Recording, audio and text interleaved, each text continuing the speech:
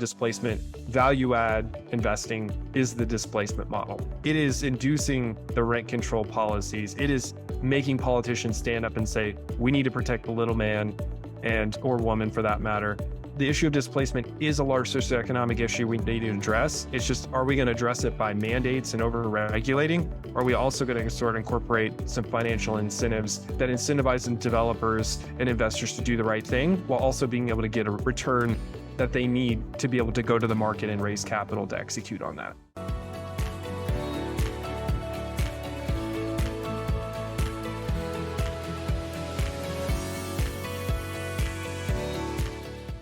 Hello, everyone, and welcome to the Journey to Multifamily Millions. I'm your host, founder and CEO of Zana Investments, Tim Little. And on today's show, we have with us Matt Ryan. Matt is a principal at Re-Viv, a private equity company that uses real estate investment strategies that drive impactful growth for both investors and the community at large. Matt started Re-Viv in 2016, capitalizing on his passion for high-performance construction, community development, and sustainable buildings. Today, he owns $10 million in real estate with another $3 million in phase 2 buildouts. Matt, welcome to the show. Thank you for having me, Tim. It's great to be here. Yeah, and it is definitely great to have you. So I gave everyone a very high up level overview on your background, but on this show, we really like to get into the details of how you got started on your journey. So if you could, please take us back to the beginning and tell us how you got to where you are today. Yeah, it started for me, call it 2010. I had worked out of college, worked for my family's business. I realized that wasn't what I wanted to do. That wasn't the career for me. And I was looking for exactly that. I wasn't looking for a job. I was looking for a career, and I had done marketing for my family's business. And this was post 2009, right? Nobody was hiring marketing people. I started looking around, and I've always been a passionate environmentalist. I got involved with some organizations, one of them including the US Green Building Council. And I really got hip to this idea of what was happening at the time. Secretary Chu, Secretary of Energy under Obama, they were launching a big program under the American Recovery Reinvestment Act to invest in energy efficiency and solar energy, green energy approaches. And they thought this was a really interesting segue for kind of revitalizing the workforce, the construction workforce. And I saw that as a great opportunity. And at the time, I was reading a case study about a controversial coal plant in my home state of South Carolina and how basically a 3% reduction in energy usage would mitigate the need. And 40% of our energy and carbon production is through buildings. And so I was like, okay, let's, being a process and problem-oriented person, I said, how difficult can this be? So I went and took all my classes at South Face Energy Institute in Atlanta, got really passionate about the industry of making buildings more energy efficient, more comfortable, improving air quality. We got research projects with nonprofits, utility companies. We worked with individual homeowners, regional tract builders, custom builders. I even went back to my family's business and helped retrofit our commercial automotive dealership with LED lights in all of their warehousing and service facilities. And so we did it all. But it was really at that point in time, after about 5 years, I was trying to raise capital and grow and scale this business. Other people had tried to do it. So I took a trip out to San Francisco around 2016 and met with someone who actually raised capital and tried to grow and scale this type of business. And let's just say the industry was looking a little bleak. It was looking like a lot of uphill opportunity. And I was really going to just be a subcontractor, and which is a great profession and could have grown and scaled that business. But it wasn't what I wanted to do. And at that time, just a couple years prior, around 2013, I'd been investing in real estate. I bought a foreclosed condo in 2012 in Charlotte. And then I bought my first investment property because I had about $50,000 that had been passed on to me from my grandfather for college. And I was in a stock account that made 2%. And my dad's broker took that money on as a favor to him. And I said, 2%, this is a joke. I think I can do better than that. And a friend of mine had been on me, you should buy a duplex. You should buy a duplex. So I went out and found a foreclosed duplex in an up-and-coming neighborhood, $65,000. I borrowed the other 12 and took some of my own capital, 35K, put into it, fixed it up, took my energy efficiency work and implemented all those things and ended up renting it out and got like a 12% cash on cash. And my now wife actually ended up moving into one of the sides of it. And it was through that experience, we met a local community member, Miss Pam, who lived 2 doors down from me. And she was the inspiration and genesis of Re-Viv. She worked at the daycare that my now daughter goes to. And She walked every day to school where she was the cook. She took the bus every night to her second shift to take care of her granddaughter. And my wife and I were talking one night. We're like, what happens to the Miss Pams of the world? This is a very much an up and coming neighborhood that a lot of people are moving into. There's a lot of capital flowing into it. It was my first awareness of displacement and being in the energy efficiency green building world. We were really very much closely understanding the connection between, call it sustainable buildings, and we're retrofitting buildings to make them more energy efficient, but it was also very much about where buildings are located, right? And how far do people have to travel, and how much energy cost are they enduring to get to and from. I always joke with people, I was certifying Energy Star homes 40 miles outside in the suburbs of Charlotte, was in track home communities that were farther removed from jobs. Is that really an energy efficient building? And so this was a problem that stuck with me. And when I moved to San Francisco, because I wanted to be an entrepreneur, I wanted to raise capital and start companies and was finding my way. And I took that 2-page idea to a local developer there in Charlotte prior to my moving. And he said, I called it the Miss Pam Project. I was like, I want to go in here. I want to revitalize this neighborhood. And I want to focus on, I didn't know at the time, kind of providing an affordable housing component, but also providing market rate housing. And I want to figure out how to do this. And it was obviously a very big idea. And I've spent the last 7 years unwinding that idea and formulating Re-Viv and trying to position the products that we focused on to be oriented around these problems, right? These socioeconomic issues that I feel real estate is both creating, but can also solve. Yeah, and that's a really awesome story. I love how you took your passion, and some people follow their passion and it leads them nowhere, or it certainly doesn't lead to a good income.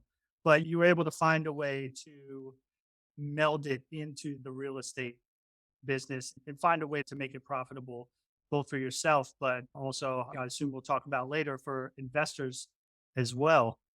So I do want to talk about some of the things that you spoke of, and one of those is San Francisco specifically. You talked about going there to start your entrepreneurial journey. And I guess I would ask, why San Francisco? Is it because the money was there that you thought you would need in order to get started? Or was there other things that played into that decision? Yeah, it's very much the venture capital environment here. I knew I wanted to be an entrepreneur and I wanted to raise capital. I tried to do that in Charlotte. There was no venture capital environment. And I also joke with people that I'm the only idiot who moved across the country to the world of venture capital and then started a private equity firm. But yeah, the entrepreneurial community here, I think, is unparalleled. And the amount of capital here, it's top 10 in the world as far as the number of billionaires. There's just a lot of money here. But also, I think there is some truth to the Bay Area and the level of innovation that's here. And from a real estate perspective, it's one of the hardest markets in the world, if not definitely in the country, to do business in, which creates kind of two worlds. For us, it's challenging seeing all the what I believe to be the pathway to hell, paved with good intentions, a lot of poor policy choices that were made that have made it substantially difficult to build and more unaffordable, but were intended to take care of the Miss Pams of the world. So it was also an interesting thing for me to be here because I was seeing a lot of these policies that were being instituted that had a lot of unintended consequences that came into it with good intentions, and a lot of experimentation in housing policy that has effectively failed to fulfill its purpose. But yeah, hopefully that answers your question for me as to why I'm here. And also it's an amazing city, right? So Charlotte was a booming city at the time, but it just didn't have a lot of the things that I was looking for in a city. It was still they call them an 8-hour city versus a 18-hour city. And it was still finding its footing. And I'd been in the South for many years at that point. I was ready for a change. Yeah, I definitely understand that. I grew up high school wise in Florida, went to Florida State for undergrad, and had to leave for a little while before I was able to come back and appreciate it again. Snow is a big impact on that. Not a huge fan. That's one of the reasons why I'm back. But you did hit on what I think a lot of people listening we're probably going to get to, which is the difficulty of doing business, right? Yeah. And it's not a political thing. I guess you can make anything political, right? But some areas, especially when it comes to real estate, are just more business friendly than others. But at the same time, I've known folks who are in very expensive regions that have very, I would say, unfriendly landlord practices, Boston, etc. But people find a way to make it work because they have I guess, a unique strength within that area, right? Whether it's knowing Yeah. that area like the back of their hand and having so many connections that it gives them an advantage. Or like in your case, you like the area. So that's certainly going to make a big difference too on whether you want to be there, but also the access to capital, which, like you said, in a lot of places in the South, if the money isn't there, it's a lot harder to get and maintain your business. So Totally. I appreciate that insight. And then you talked about the Miss Pams of the world. And I've seen this in varying forms myself. When I got out of the military, got off of active duty, I went to grad school. After I got out of grad school, my first job was in Washington, D.C. There's probably no better poster child for gentrification than Washington, D.C. Yeah. What was once a crack den 5 years earlier is now $900,000 houses. And it was changing so fast, even during the time that I was there, that people almost assumed that anywhere they moved would be the next gentrifying neighborhood. Right. I could attest that wasn't the case because, like you, I decided to buy in an up and coming neighborhood. And while my property value did go up, it wasn't that just like huge change that you see in a lot of places. And some of that, I think, just comes down to psychology, like literally crossing the other side of the tracks. And for us, it was the Yep. river, right? As soon as you cross the river, it was like different, and people couldn't get past that. So, people with more money, and especially businesses, right? Which is one of the things we struggled with the most, was to get businesses into those neighborhoods so that people want to stay there and other people want to move there. So, talk to me about how some of the work that you're doing has an impact on that. Because gentrification, for some people, it's a dirty word. For others, it's just, it is what it is. So, Yeah. how does the work that you do impact that? And how does it counter some of the negative consequences that are just, that naturally arise from it? Sure. Yeah, I'll speak to it in the context of the two products that we've tried to focus on. The first one was what we call a value add strategy that was tenant focused, that was focused on tenant retention. And as you know, the thing about gentrification and moving into these neighborhoods is that the people that are in these distressed neighborhoods want capital to flow. They want the stores with good, healthy food. They want money to flow in. They just don't want to be pushed out further and further away from the economic opportunity.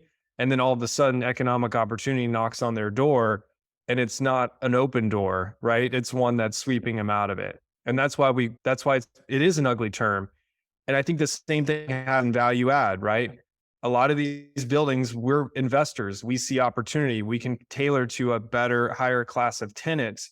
So what happens is we go in, we buy these buildings. A lot of these buildings are highly distressed. They're not kept up with maintenance. The first building that we bought, there was rusty pipes, water. It was disgusting.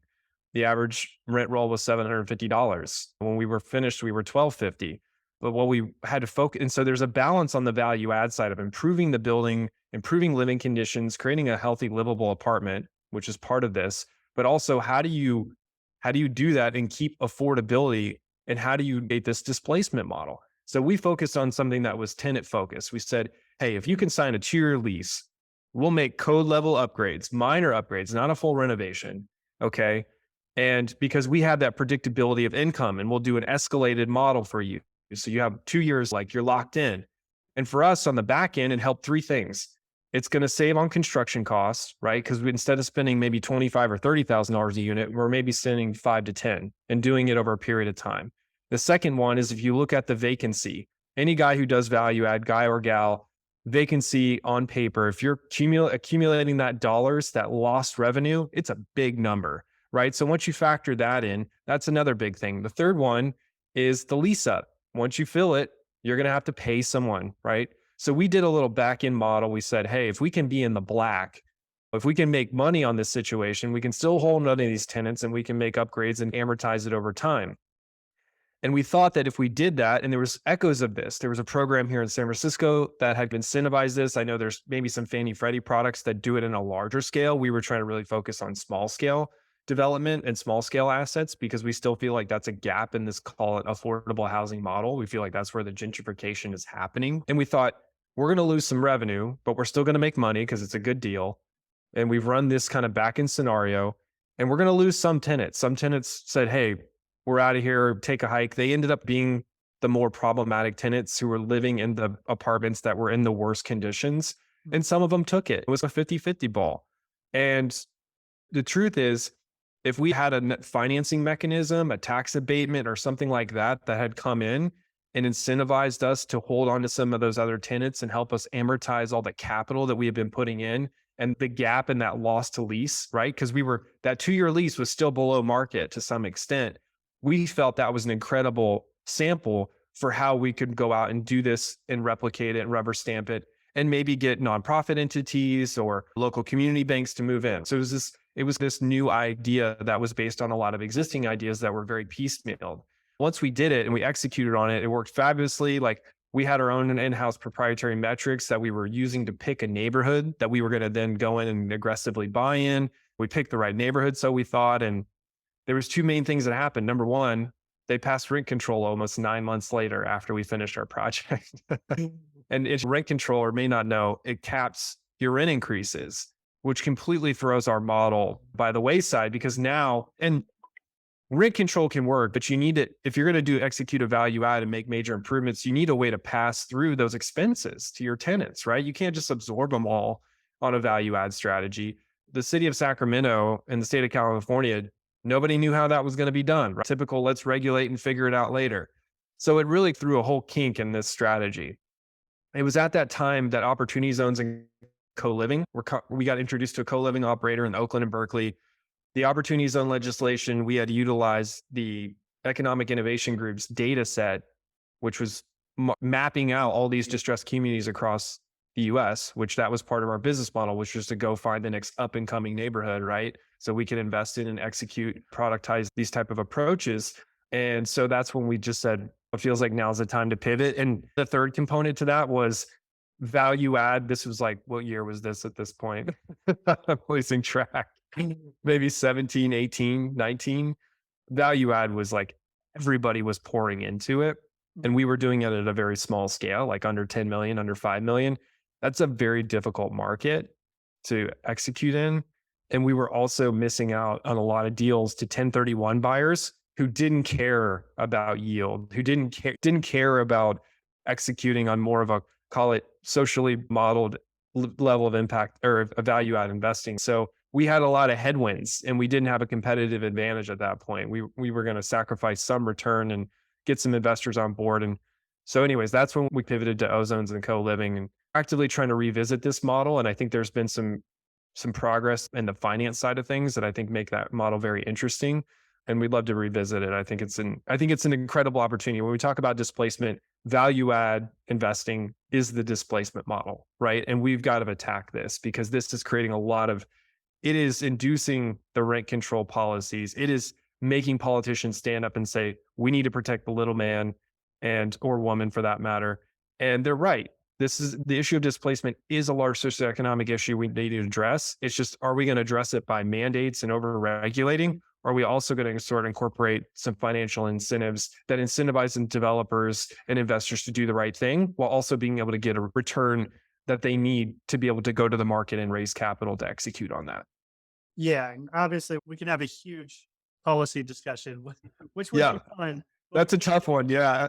Getting into as you can tell, one of the passions of what we do and what excites me. Yeah, and obviously we don't have time to get into all the details of all those policies. Control just being one of them. I think goes back to your statement about the road to hell being paved with good intentions. Totally.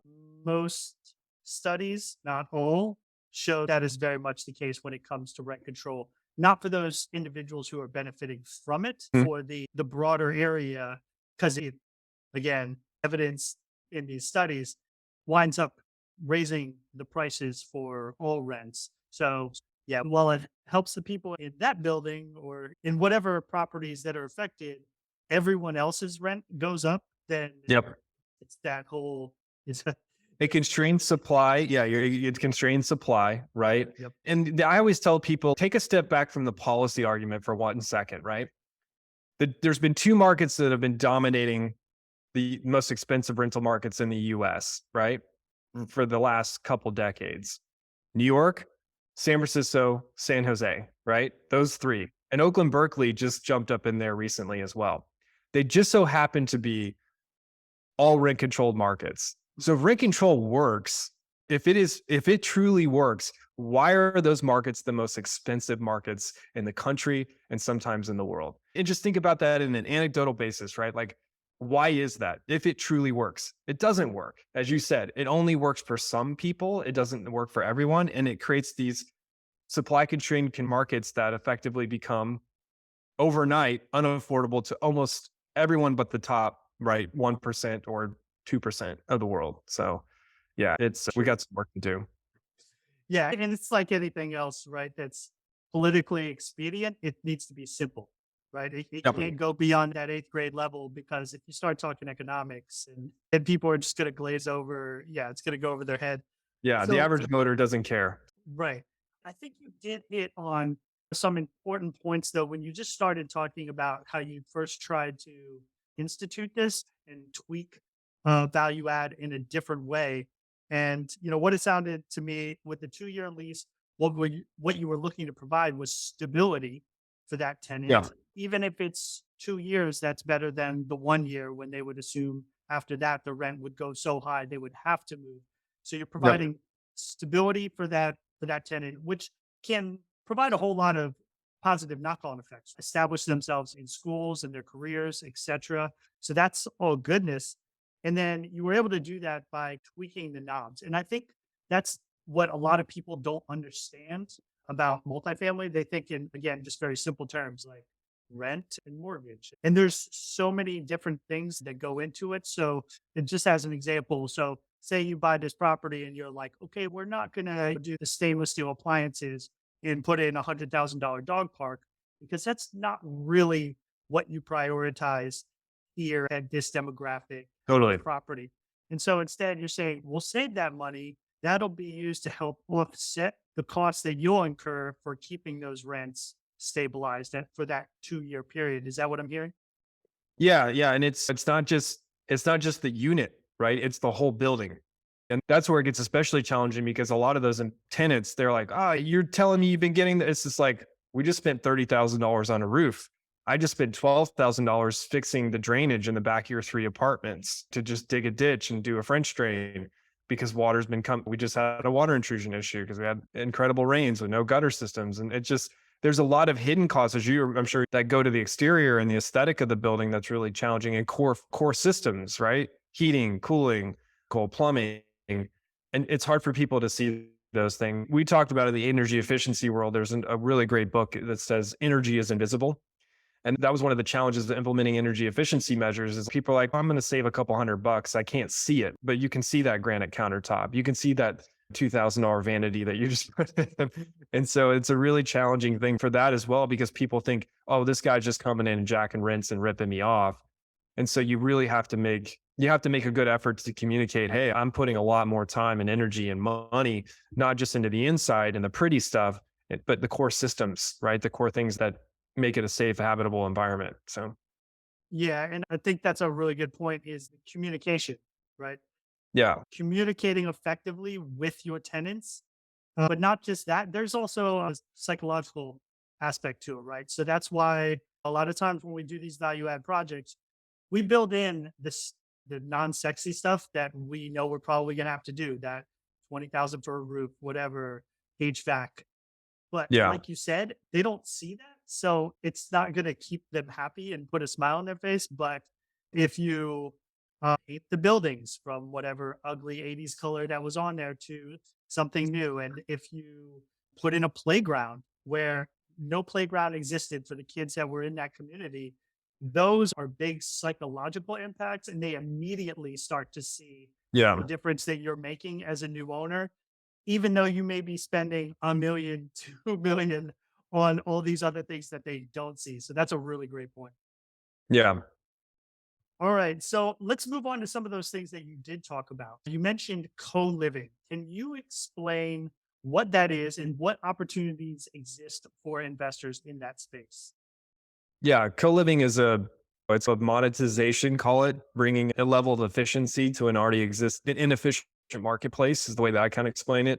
For years, if not decades, really for decades, people young people have been moving into cities, renting 2, 3, 4, 5 bedroom apartments, and then going out and subleasing them to friends or people that they meet on Craigslist or other types of forms to bring their rent down. The average apartment, a studio apartment in San Francisco at one point was $3,500 to $3,200. If you can rent a 2 bedroom for 4,500, you just dropped your rent 400 or $500, right? Maybe more, depending on where you sign a lease and the type of amenities you want.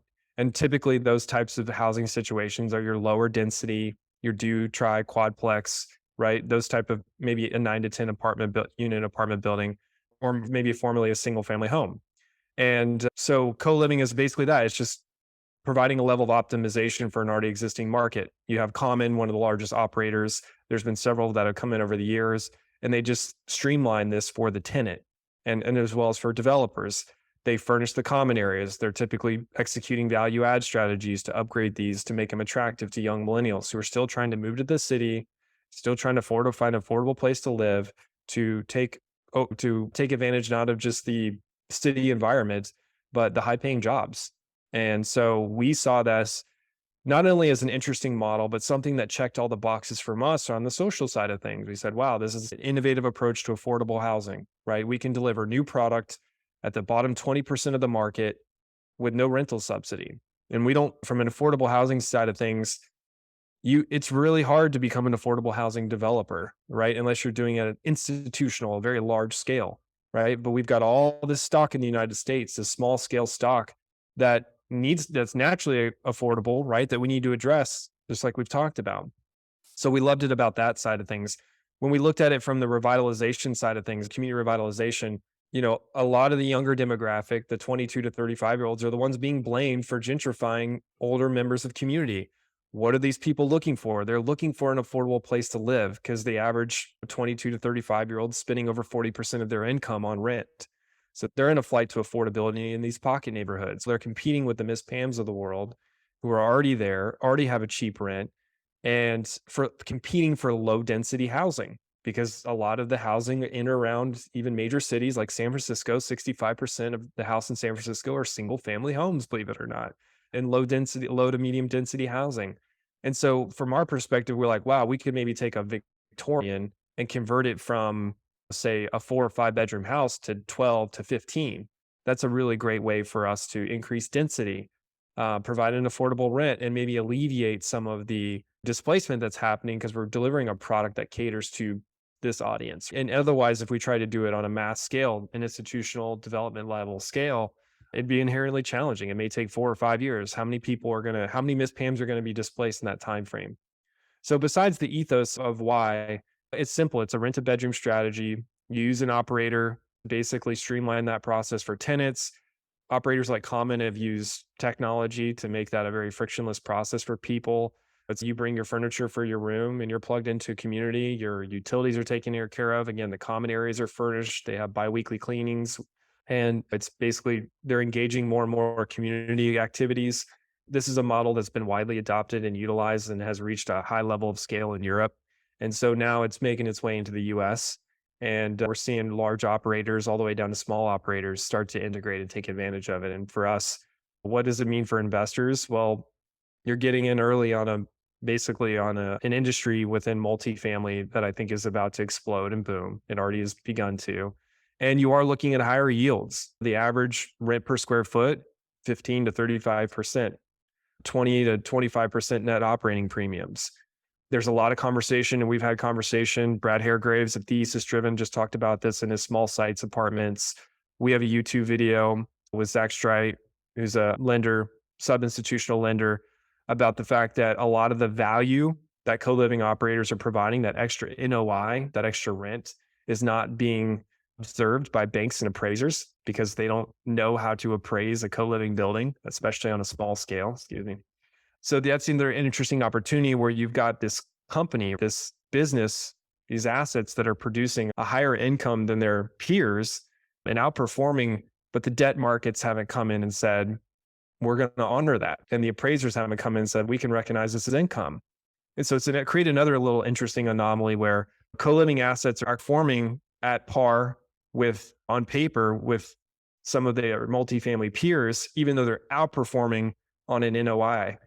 And we're very bullish on that fact that once this becomes a more widely accepted asset class within multifamily and the debt and the equity markets recognize as such, the early adopters who have those assets are going to massively benefit, right? And in hardcore real estate terms, for those that are the nerds, right? 50 to 75 basis points on your cap on cost. That's what we're typically seeing for the premium. Typical developer, 150, 200 basis points. That's the spread you're trying to create on profit. So imagine adding another 50 to 75 basis points. That could be another 6 to 8% on your IRR. In Sacramento, where you can't buy a value add deal in downtown Sacramento and get a cash flow, we're going to hit a 4 to 5% cash on cash our first year for our stabilized project. So you're able to move into these markets that are cap rate compressed, very little cash yield markets, and get what I liked, which is a middle of the fairway, 4 to 6% dividend, 14 to 18% underwriting on your IRR hit. That's what I call it, middle of the fairway. That's what we underwrite to.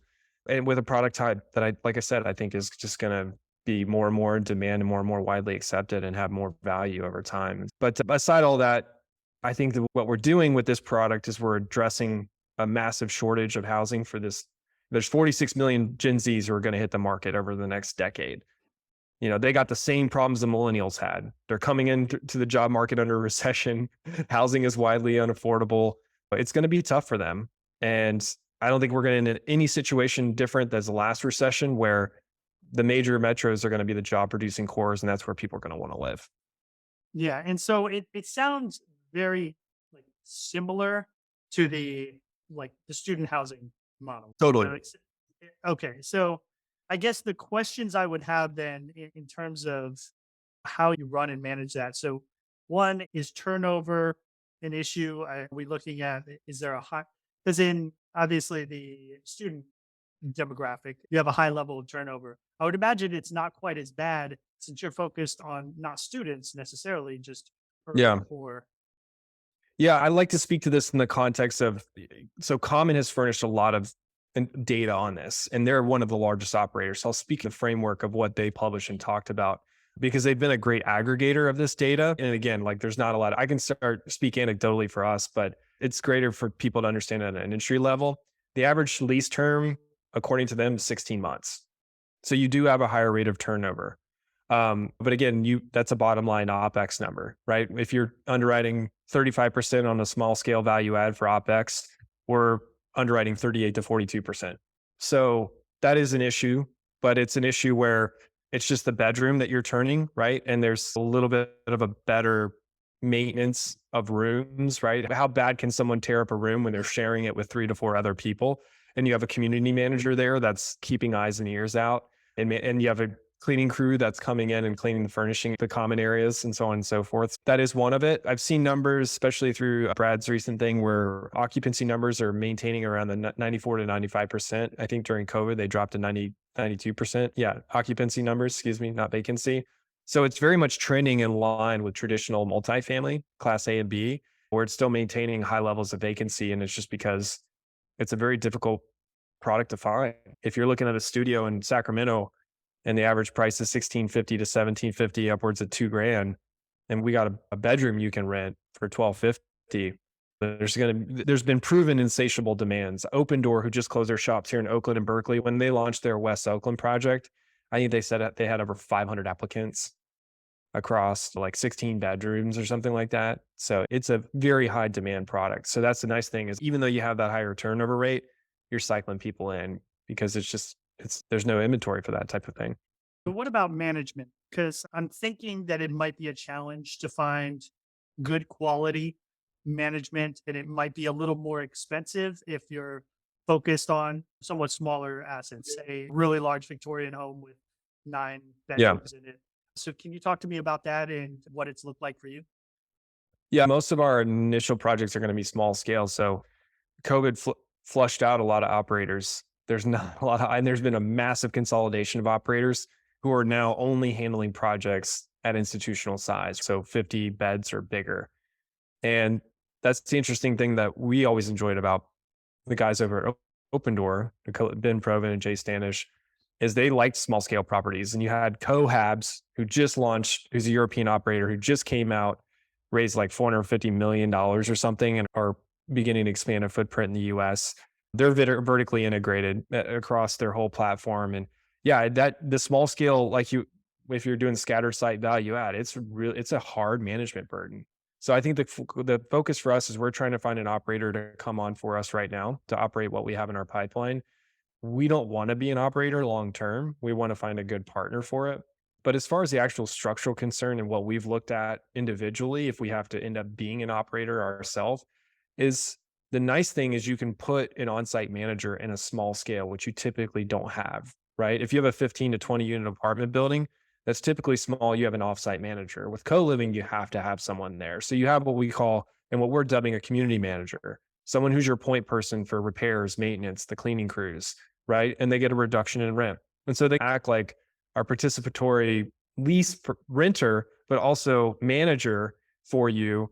And they get a reduction in rent and they're a point person. And everything else you can run in on the back end. For us, if we have a partner that comes in, ideally they're printing their own marketing and leasing tactics. But for us, we're getting ahead of that on our own as well. And focusing on small scale assets that have a story and that are going to be like two of these are historical buildings. They're incredible by the time they're finished. But of course, it's really difficult to make small deals work. So where are we pivoting and not pivoting to, but where are we growing to? Where all the large developers are now that where they started very small, we're moving up to 50 to 100 bedroom purpose built co-living with a mixture of traditional apartments as well, studios, ones, twos. So if someone says, "Hey, I'm tired with this roommate thing. I want to move." And you say, "Hey, we've got a studio in the same building. What do you think about that?" And a lot of the largest the developers who are doing it at an institutional scale have already implemented that in their strategy. I think it's a wonderful idea. And again, it creates a nice streamlined access for your tenant profile to keep them in the same building. All right. Last question I had on this one was zoning. Have you run into any issues whether it's because it can vary from city to county to state? Have you run into any issues when it comes to zoning, trying to run these types of projects? The nice thing is that if you're trying to do this in a single family, you got to check to make sure that what you're doing is applicable. More and more people are repealing laws that had previously allowed or disallowed boarding housings or congregate living because of this model and the acknowledgement that this has been happening for a long time and people have been flying underneath the radar. Cities are waking up to it and making it more permissible and even etching out sections of the code for congregate living. So no, we haven't run into that. We've actually found a couple, like Denver has a congregate living code, Sacramento has one. And so we've been focused on properties. We actually bought some previously residential turn to office buildings that were in a residential zone. So we had by right zoning conversion. We're converting change of use. So we have to go through all that. But both of them were permissible for what we're allowed to do. And it was interestingly enough, Denver had just allowed and passed a zoning ordinance. It was previously illegal where 5 people couldn't live in the same home who were unrelated, even though I'm sure this is happening all the time. They came out and said, "Oh, it's okay now. You can do that." And so that allows you to do that as well. And yeah, I mean, I think it's one of those things where hopefully the co-living community continues to establish itself here in the US and continue to push for zoning reforms. The other thing that a lot of the bigger developers and builders have taken advantage of is decrease in parking minimums. I think there was an arbitrage in LA where you could get up to 5, 6 bedrooms in a dwelling unit. And then it reduced your parking minimums because it wasn't based on bedroom count. It was based on dwelling unit count. And especially if you were in certain access to transit. So it's interesting with all the zoning reform that's happening. I would encourage anyone who's interested in the market to go out there and look at those things because it is creating a lot of viable opportunity for developers, both at a small and large scale. Yeah. So it sounds like people just need to, with anything, people need to do their due diligence because some of these hyper local laws can change so quickly. Fun fact about your property in Denver, I looked it up. It's literally 3 houses down from where my wife grew up and her parents still live. No way. Yeah. That's incredible, man. Yeah, that's exciting. Wow. That's a great neighborhood. We love that neighborhood. Yeah. And her parents have had that house since it was built in the 90s. It was a Habitat for Humanity house. It was built then and they've lived in it ever since.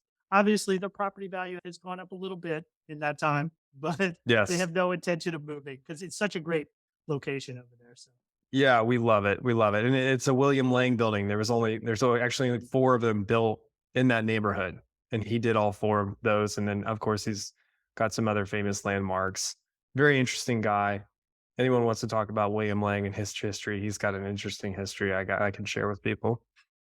Awesome. Hey, this has been some great conversation, but we do need to move on to the turbo round. Sure. So I'm going to ask you three questions that I ask every guest that I have on the show. And I just ask that you answer it quickly and honestly. All right. The first one: what is one red flag every investor should look out for? Yeah. I would just say that let's talk in the context of right now in this market, rent growth projections and stabilized cap rate if you're doing a value add. I think those are the two things that every investor should be asking those questions religiously, and asking a sponsor why they underwrote to that and what historical data do they have to that. And where everyone wants to rub their magic ball about where interest rates are going, but have they really studied that, and what's their cause and effect, and what does the underwriting scenario look for in different scenarios for people? And that's not necessarily, I think, a red flag. I think it's something, those are two questions you have to ask, which would then give you a good sense of whether or not, someone without a strong answer and a nuanced response, that's a red flag to me. Yeah, absolutely. And I hope potential investors or current investors are paying attention to that. Totally. There was a long time where rent growth, sure, you could write on there 6%, and probably that might have been conservative. Totally. That market. Who knows? Now I would look at that with a skeptical eye. And same thing with that. I think what you're getting at is like the cap rate at sale, right? If you're planning on a sale in 5 years, really, do you think that cap rate's just going to keep going down? Because times are not the same as they were, say, like 2 years ago. Yeah. And the third one too, I guess it's less relevant now, but thank you, because there's reversion cap rate, your exit cap rate at sale. And I was also saying your refinance rate, right? If you're doing bridge debt and then stabilized debt, what does that look like? Because that's in loan to cost on that one. Those are three kind of big elements. So not a whole lot of upside to refinancing it to a higher rate potentially. No, not in this market. Okay, second question. What is a myth about this business that you would like to set straight? That it's easy, and that it's easy to get into, and that the smaller assets create a low point of entry. There's real estate so big and it's so massive, it's easy to find a market anomaly, right? I think that's what makes it very intriguing to people.